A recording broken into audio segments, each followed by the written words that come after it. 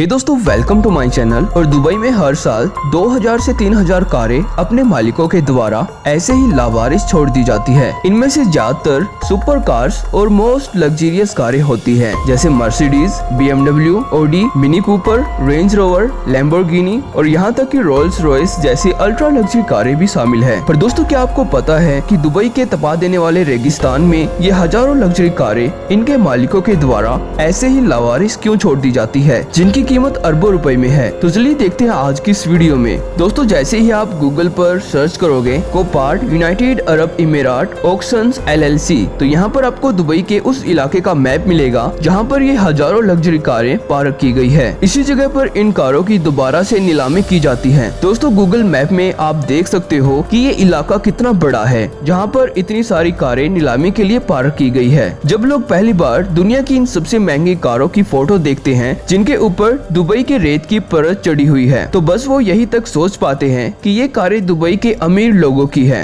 जिन्होंने ऐसे ही इन लग्जरी कारों को लावारिस छोड़ दिया है क्योंकि वे इन कारों से ऊब गए थे। पर दोस्तों, इन कारों के मालिकों की सच्चाई कुछ और ही है जो आपको हैरान कर देगी।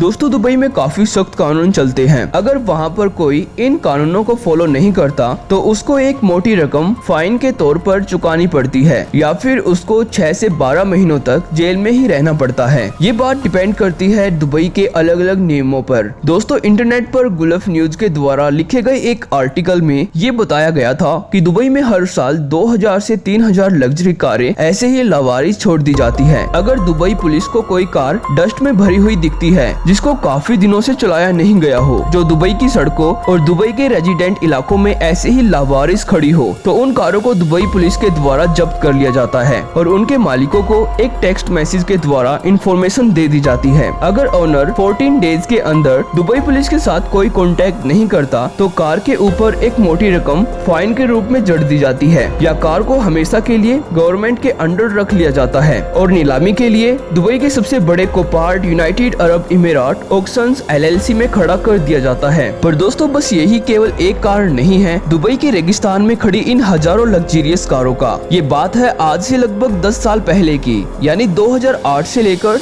2009 के दौरान, जब पूरी दुनिया ग्लोबल फाइनेंशियल क्राइसिस से जूझ रही थी। ये 1930 के बाद दुनिया का दूसरा वैश्विक वित्तीय संकट था जिसमें दुबई को सबसे ज्यादा नुकसान झेलना पड़ा था, क्योंकि इस वैश्विक वित्तीय संकट में दुबई के ज्यादातर बिजनेसेस ठप हो गए थे, जिसके कारण दुबई में काम कर रहे दूसरे देशों से आए हुए बिजनेसमैन और वर्कर्स को भारी मंदी का सामना करना पड़ा था। इसलिए उन्होंने अपने एक्सपेंसिव लग्जरी व्हीकल्स को लावारिस छोड़ दिया था, क्योंकि वे अपनी लग्जरी कारों की रीपेमेंट करने का खर्च नहीं उठा सकते थे। और दुबई के सख्त कानूनों के अनुसार जो लोग अपने कर्ज का भुगतान करने में विफल रहते हैं उनको दुबई में लंबी जेल होने का खतरा था। इसलिए वे लोग अपनी महंगी कारों को दुबई में ही छोड़कर वन वे फ्लाइट की टिकट लेकर यहाँ से भाग गए और इन सारे डिफॉल्टर्स को यूनाइटेड अरब इमिरात से बाहर ट्रैक करके पकड़ा नहीं जा सकता था, क्योंकि दुबई में सबसे ज्यादा कर्ज देने वाले संस्थानों के ग्लोबल फाइनेंशियल क्राइसिस के दौरान इंटरनेशनल बैंकों के साथ किसी भी प्रकार का कॉन्टेक्ट नहीं था। इसलिए डिफॉल्टरों को दुबई से बाहर ट्रैक नहीं किया जा सकता था, बस उनको तभी पकड़ा जा सकता था